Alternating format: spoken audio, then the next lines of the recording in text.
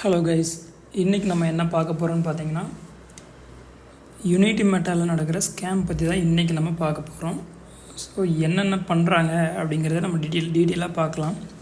Okay, இப்போ unity மெட்டாங்கிறது ஒரு MLM base company, எல்லாத்துக்கும் தெரியும். இப்போ பார்த்தீங்கன்னா நிறைய பேர், அதாவது தமிழ்நாட்டில் மட்டும் எக்கச்சக்கமான லேக்ஸ் கணக்கில் மெம்பர்ஸ் மட்டும் இன்வெஸ்ட்மெண்ட் பண்ணியிருக்கீங்க.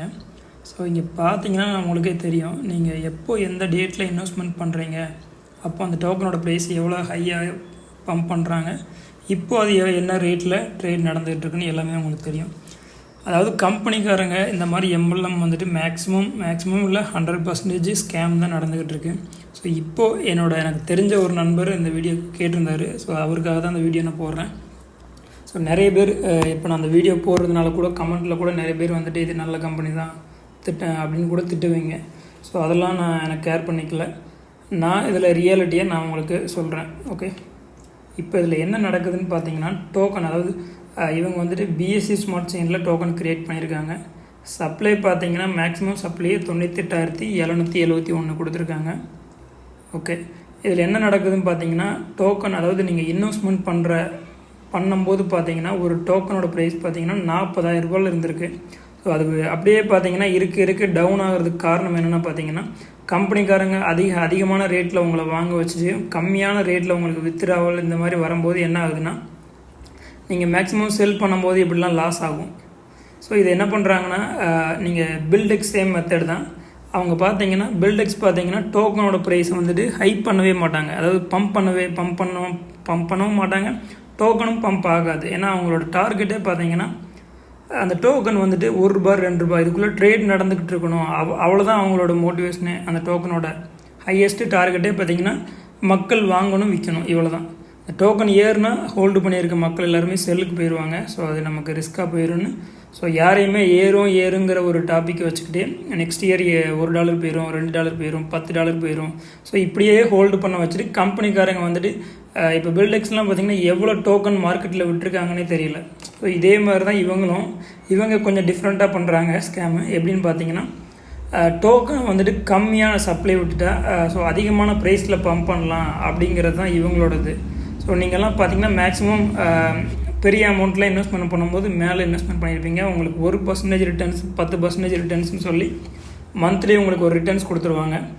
இதனால் என்ன ஆகுனா, இங்கே பாருங்கள், இப்போ வந்துட்டு இந்த கம்பெனி வந்துட்டு வித்ட்ராவல் வந்துட்டு ஸ்டேக்கிங்கில் கொடுக்கும்போது வித்ட்ராவல் கம்மியான பர்சன்டேஜில் கொடுக்குறாங்க. அதாவது ஒரு எக்ஸாம்பிள் 100% ஃபண்டு உள்ளே வருதுன்னா அதுலேருந்து 10 இல்லை 20% தான் ஃபண்டு வெளியே போகிற மாதிரி இவங்க சிஸ்டம் வச்சுருக்காங்க.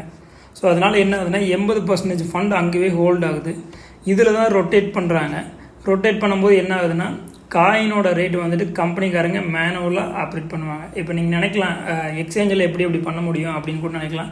நிறைய குட்டி எக்ஸ்சேஞ்சு பார்த்தீங்கன்னா நம்ம அமௌண்ட் பே பண்ணியே நம்மளோட டோக்கனை வந்துட்டு இந்த ப்ரைஸில் ஸ்டேபிள் பண்ண சொன்னால் பம்ப் பண்ணுவாங்க. அது நிறைய எக்ஸ்சேஞ்சில் பண்ணிகிட்ருக்காங்க. எக்ஸாம்பிள் ரீசெண்டாக கூட ஒரு கனடா நியூஸில் கூட வந்திருந்தது. இந்த டர்மெக்ஸுங்கிற எக்ஸ்சேஞ்சு பார்த்தீங்கன்னா கஸ்டமருக்கு எந்த ப்ரைஸில் வேணும் அந்த ப்ரைஸில் வந்துட்டு டோக்கனை வந்துட்டு மேனுவலாக மூவ் பண்ணுறாங்க.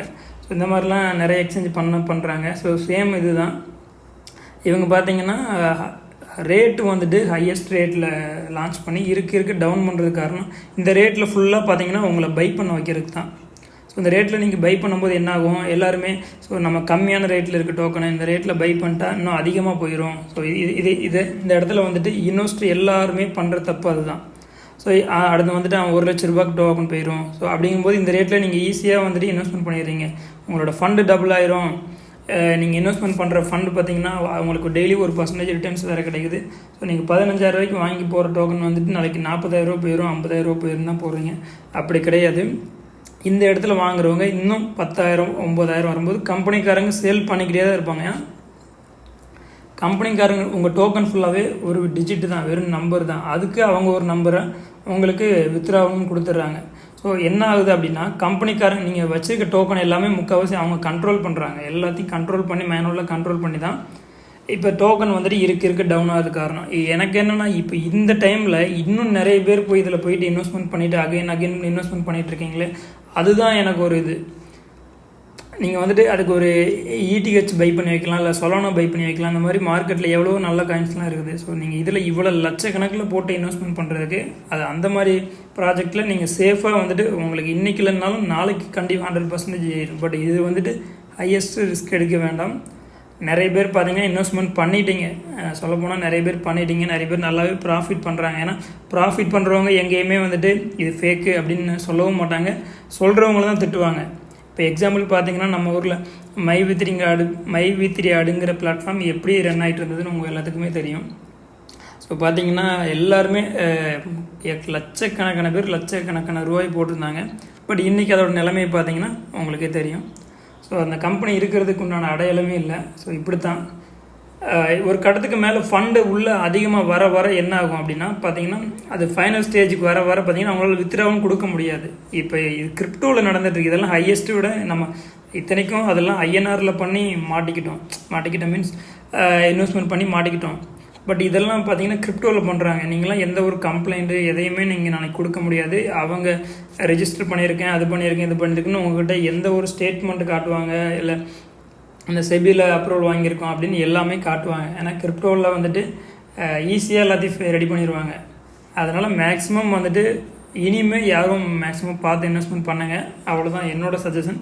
ஸோ அதுக்கு மேலே நீங்கள் லாஸ் பண்ணி தான் ஆகணும் அப்படிங்கிறத வந்துட்டு யாராலையும் தடுக்க முடியாது. ஏன்னா டோக்கன் வந்துட்டு அவங்க டோக்கன் தான் இந்த இடத்துல ஹையஸ்ட்டாக வச்சுருக்காங்க. இப்போ டிஸ்க்ளைமரில் கூட பாருங்கள், இவ்வளோ நாள் கொடுக்காத அப்டேட்டை இப்போ கொடுத்துருக்காங்க. ஸோ பார்த்து இன்வெஸ்ட்மெண்ட் பண்ணுங்கள். கிரிப்டோங்கிறது ஏறும் இறங்குங்கிறத அவங்களுக்கும் தெரியுது. ஏன்னா அவங்க ஸ்டார்டிங்லேயே இந்த அப்டேட் ஏன் கொடுக்கலன்னா கொடுக்க மாட்டாங்க. ஏன்னா நீங்கள் எல்லாம் இன்வெஸ்ட்மெண்ட் பண்ணும்போது பேனிக் ஆகிறீங்கன்னு என்றைக்கும் இல்லாமல் இப்போ கொடுத்துருக்காங்க. ஸோ ஃபைனல் ஸ்டேஜில் எனக்கு தெரிஞ்சு இது ஃபைனல் ஸ்டேஜில் தான் இருக்குது. ஸோ பார்த்து இன்வெஸ்ட்மெண்ட் பண்ணுங்கள் இனிமேவாது. இல்லை இன்வெஸ்ட்மெண்ட் பண்ணவங்க முடிஞ்ச அளவுக்கு உங்கள் கேபிட்டலை எடுத்துகிட்டு பாருங்கள். அகைன் மறுபடியும் இன்வெஸ்ட்மெண்ட் பண்ணாதீங்க. ஏன்னா நிறைய பேர் என்னோடய ரிலேட்டிவே பார்த்தீங்கன்னா மை3 ப்ராஃபிட் பண்ண அமௌண்ட்டு மறுபடியும் அதில் இன்வெஸ்ட்மெண்ட் பண்ணி அப்புறம் லாஸ் பண்ணிட்டாங்க. ஸோ அந்த மாதிரி இருக்கிறவங்களும் இருக்காங்க. ஸோ பார்த்து பண்ணுங்கள். ஓகே கைஸ் உங்களுக்கு இந்த வீடியோ பிடிச்சிருந்துச்சுன்னா நம்ம சேனலை சப்ஸ்கிரைப் பண்ணி வச்சுக்கோங்க. ரொம்ப இம்பார்ட்டண்டான வீடியோ வந்துட்டு நம்ம மெயினாக உங்களுக்கு யூஸ்ஃபுல்லான வீடியோ டெய்லியும் போடுவோம். ஸோ சேனலை லைக் பண்ணிக்கோங்க, ஷேர் பண்ணிக்கோங்க. இந்த வீடியோ உங்களுக்கு இந்த ஸ்கேம் வீடியோலாம் பார்த்தீங்கன்னா உங்கள் ஃப்ரெண்ட்ஸ் யாராவது இதில் இன்வெஸ்ட்மெண்ட் பண்ணியிருந்தாங்கன்னா அவங்களுக்கு மறக்காமல் இந்த வீடியோ ஷேர் பண்ணுங்கள். Okay, thank you.